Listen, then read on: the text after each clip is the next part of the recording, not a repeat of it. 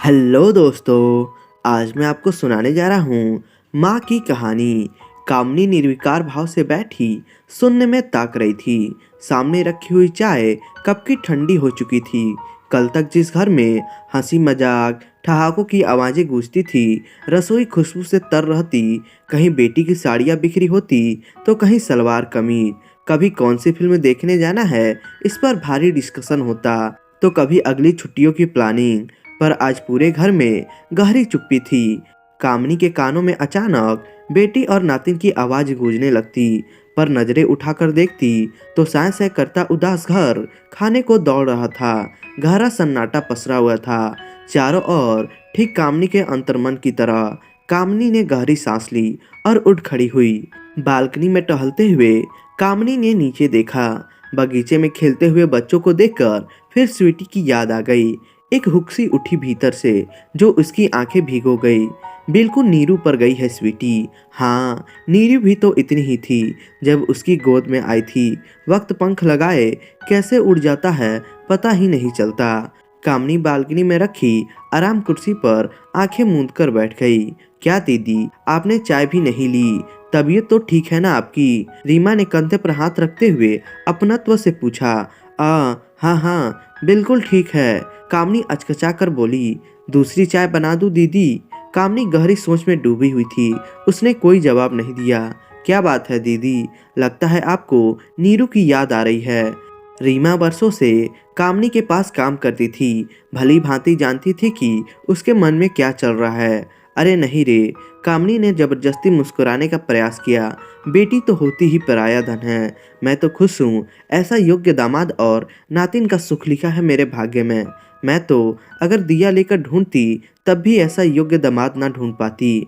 ये तो नीरू की किस्मत है कि उसे ऐसा होनहार, व्यवहार कुशल, नेकदिल जीवन साथी मिला। चल थोड़ी सी कॉफ़ी बना दे। रीमा को कॉफ़ी का कहकर कामनी अपने बेडरूम में आ गई। तकिया लेकर लेटी तो बंद आंखों के सामने अति चलचित्र की भांति संजीव हो उठा। ये बात जब की है जब मैं बीए फाइनल में थी कि एक दिन पापा ने आकर कहा, कल विकास के मम्मी पापा आ रहे हैं तुम्हें देखने, कामनी तुम घर पर ही रहना। अचानक शादी की बात सुनकर मुझे झटका सा लगा। मैं अभी आगे पढ़ना चाहती थी, कुछ बनने की तमन्ना मन में थी, पर जब पापा से कहा तो दो टूक जवाब सुना दिया। देखो कामनी, मैं तुम्हारे बनने के चक्कर में नहीं पड़ना चाहता, फिर तुम्हारे पीछे छोटी भी तो है। अपनी नौकरी रहते मैं तुम दोनों के हाथ पीले कर देना चाहता हूँ। भगवान ने बेटा तो नहीं दिया, समय रहते मैं अपनी जिम्मेदारियों से मुक्त होना चाहता हूँ। विकास अच्छे खाते पीते घर का लड़का है, वो तो तुम सुंदर हो इसलिए बात बनी है, वरना उसके घर लड़की वालों की लाइन लगी है। पापा मुझे समझा रहे थे, मेरी आंखों के आगे अंधेरा छा गया, मेरे सपने चूर चूर हो गए थे। बहुत रोई थी उस दिन मैं। मुझे याद आए बचपन के वे दिन जब पापा मुझे राजकुमारी कहकर बुलाया करते थे।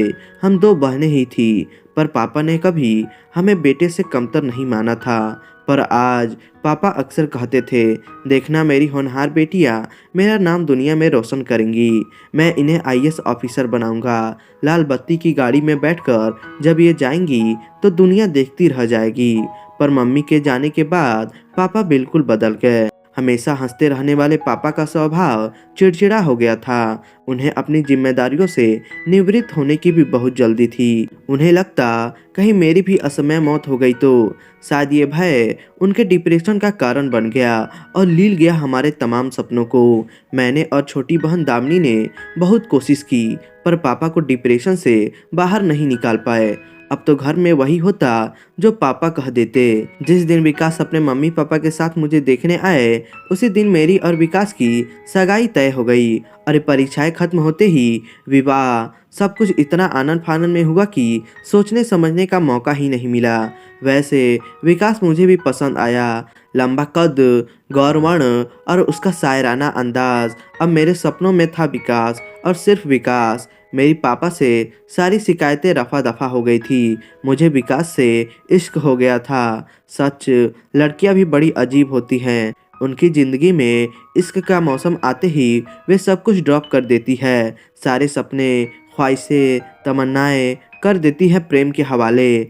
I am in love. इस वाक्य के सहारे वो सब कुछ छोड़कर उस शख्स के साथ उड़ जाती हैं, सपनों के रंगीन आसमान में, जिसे कल तक वो जानती तक नहीं थी। एक शख्स के मिलते ही नए सपने परवान चढ़ने लगते हैं। इंद्रधनुषी ख्वाहिशें नए सिरे से जिंदगी की फलसफा तय करने लगती है।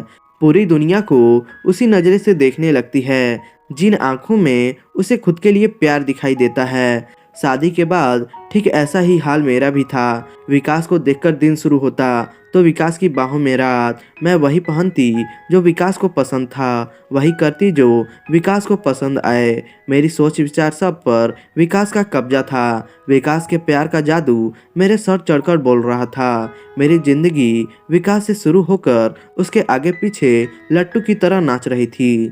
शादी के महीने भर बाद हम हनीमून मनाने गोवा चले गए। गुलाबी सुबह, सुहानी शाम, समंदर की लहरें, खुशनुमा माहौल, पींगे भरता इश्क, गीली रेत पर निशान छोड़ते कदम, बाहों में बाहें और आंखों में आंखें डाले एक दूसरे का साथ। लेकिन इन सब के बीच कुछ ऐसा था जो मुझे हलवे के बीच किरकिरी का एहसास करवा रहा था। हनीमून के दौरान मैं समझ गई थी कि विकास को काफ़ी गुस्सा आता है। एक तरफ उसकी जिंदादिली मन मोह लेती तो दूसरी तरफ उसका गुस्सा मेरे सारे अरमानों पर पानी फेर देता। बात बात पर रोकना टोकना विकास की आदत थी, पर मैं तोला, पर मैं मासा। विकास का बर्ताव मेरे सामने बहुत से प्रश्न चिन्ह छोड़ रहे थे, पर किससे कहती, क्या कहती। 10 दिन गोवा में बिताकर हम इलाहाबाद लौट आए थे।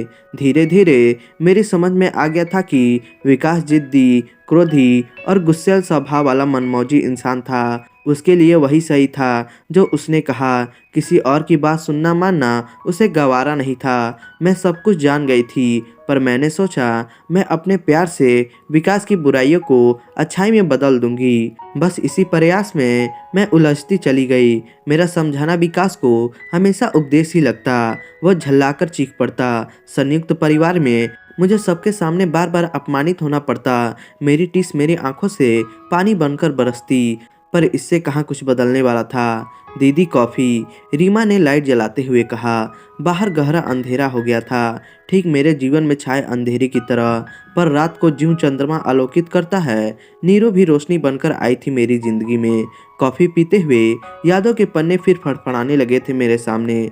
शादी के 2 साल बाद विकास का तबादला दिल्ली हो गया। मैंने राहत की सांस ली। कम से कम सबके सामने जलील तो नहीं होना पड़ेगा। विकास की आदतें यहाँ भी ज्यों की त्यों बनी हुई थी। हर बात हर चीज़ में मिन मेख निकालना, चिल्लाना, अपनी टांग छोटी से छोटी और बड़ी से बड़ी बात पर ऊपर रखना उसके स्वभाव का हिस्सा थी। मैं लाख कोशिश करती पर विकास किसी परिवर्तन के लिए तैयार नहीं था।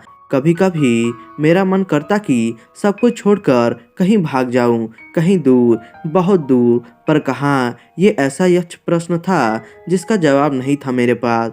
परंपरा की बेड़ियों में जकड़ा मेरा मन डोली में आने वाली सिर्फ अर्थी पर ही वापस जाती है कि आगे कुछ सोच नहीं पाती। दिन, महीने, साल यूं ही गुजरते जा रहे थे। धक्का मुक्की करते हुए सांसें चल रही थी। मेरा मोम दिल पत्थर होता जा रहा था। मुझे सब कुछ सहने की आदत सी हो गई थी। फिर चाहे वह शब्दों के तीर हो या कुछ बोलने की आवाज़ में मिलने वाला तमाचा।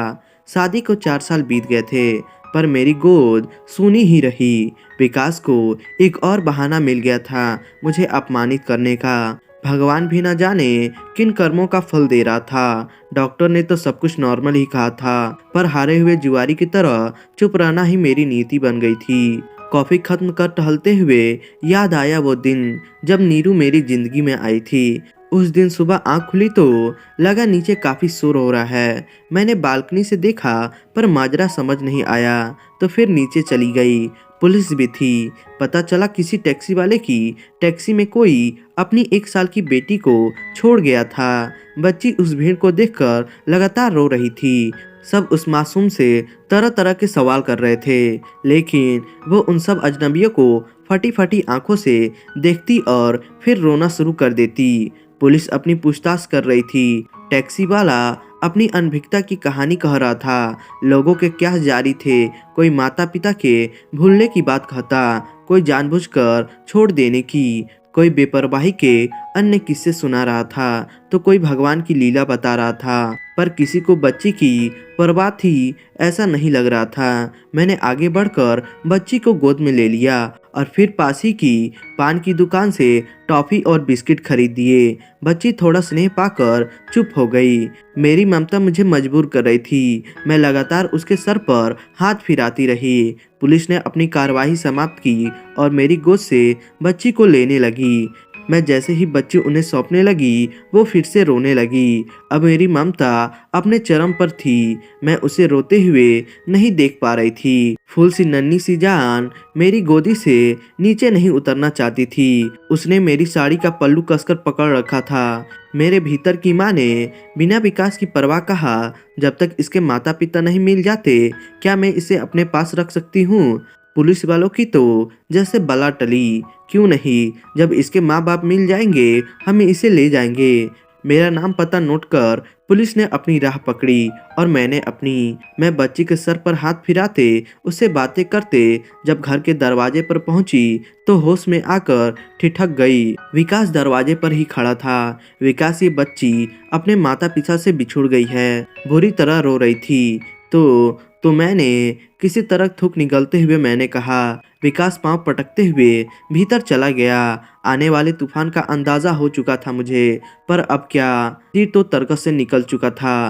विकास पता नहीं क्या सलूक करती पुलिस इस मासूम के साथ, इसलिए इसे अपने साथ ले आई। क्यों, ठीक ही किया ना मैंने, कहते हुए मेरी जुबान लड़खड़ा रही थी। बदन सूखे पत्ते की भांति कांप रहा था। हाँ, बड़ा पुण्य का काम किया। ना जात का पता, ना धर्म का पता, नहीं किसका पाप है, बस ले आई गोदी में उठाकर। घर पर ही पड़ा था मैं, पूछने तक की जहमत नहीं उठाई तुमने। बहुत चर्बी चढ़ने लगी है आजकल। भुनभुनाते हुए विकास ऑफिस चला गया।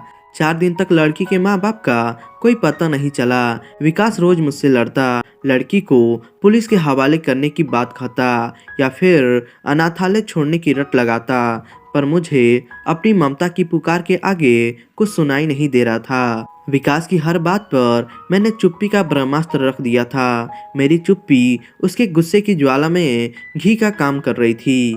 एक दिन मैंने हिम्मत करके विकास से पूछा, विकास, क्यों ना हम इस बच्ची को हम गोद ले ले, प्लीज। विकास मना मत करना। बिखर गया था विकास मेरी बात सुनकर। जाने कितनी जली कटी बातें सुनाई थी उसने मुझे। और फिर अपना फैसला सुनाते हुए बोला, देखो कामनी, किसी और के पाप को मैं अपने गले की घंटी हरगिज नहीं बना सकता। मैं 3 दिन के लिए कंपनी के काम से बाहर जा रहा हूँ। जब वापस आऊँ तो ये पाप का लोथड़ा मुझे यहाँ दिखाई नहीं देना चाहिए, वरना ऊपर से नीचे फेंक दूंगा। दहाड़ता हुआ विकास चला गया। भीतर तक कांप गई थी मैं। अजीब कसमकस थी। एक तरफ जिद्दी झगड़ालू पति था तो दूसरी ओर थी फूल सी मासूम बच्ची जो अब मुझे मेरे वजूद का हिस्सा लग रही थी। बहुत उलझन भरे थे वे 3 दिन। मैं उस मासूम बच्ची को किसी भी कीमत पर खोना नहीं चाहती थी। मेरी ममता का वेग इतना अधिक था कि मेरी छाती में दूध उतर आया था। ना जाने किस भावावेश में मैं उसे दूध पिलाने लगी थी। भगवान ने मेरे लिए अनमोल तोहफा भेजा था। मेरी मन्नतें, प्रार्थनाएं, व्रत, उपवास सब पूरे हो गए थे। फिर भला कैसे छोड़ दूं डूबती नैया की इस पतवार को। क्या पति नामक जीव इतना महत्वपूर्ण है जिंदगी में कि उसके बिना जिया नहीं जा सकता? क्या उसके लिए मैं अपनी ममता का गला घोट दूं? क्या मंगलसूत्र और सिंदूर की बेड़ियों में जकड़ी नारी का पति से अलग कोई व्यक्तित्व तो नहीं? क्या गुस्सैल पति की गालियां खाने से अच्छा ममता के समंदर में गोता लगाना नहीं? ये प्रश्न लगातार मेरा आत्ममंथन कर रहे थे। प्रश्नों के चक्रव्यूह में उलझते निकलते 2 दिन बीत गए थे। अजनबी मासूम बच्ची और अपने पति विकास में से मुझे किसी एक को चुनना था, वो भी विकास के लौटने से पहले। आखिर बहुत सोचने के बाद मैंने फैसला लिया कि मैं ना तो इसे पुलिस के हवाले करूंगी और ना ही इसे अनाथालय भेजूंगी। पत्नी बनकर बहुत जी ली, अब माँ बनकर जीने की इच्छा और दृढ़ निश्चय ने मुझे जोश से भर दिया था। मैंने अपना सामान बांधा, जेवर और पैसे भी रख लिए। मैं जानती थी जब तक कोई स्थायी इंतजाम और नौकरी नहीं मिलती इन्हीं रुपये से काम चलाना होगा। विकास के नाम मैंने एक छोटा सा खत छोड़ दिया। विकास, मैं जा रही हूँ, पत्नी बनकर जी ली। मुझे नहीं लगता तुम्हें मेरी कोई खास ज़रूरत होगी। आज इस मासूम को मेरी ज़रूरत है। तुम इसे अपना नहीं सकते और मैं इसे छोड़ नहीं सकती, इसलिए जा रही हूँ। माँ बनकर जीना चाहती हूँ। तुम चाहो तो दूसरी शादी कर लेना। मैं कभी तुम्हारे पास लौटकर नहीं आऊँगी।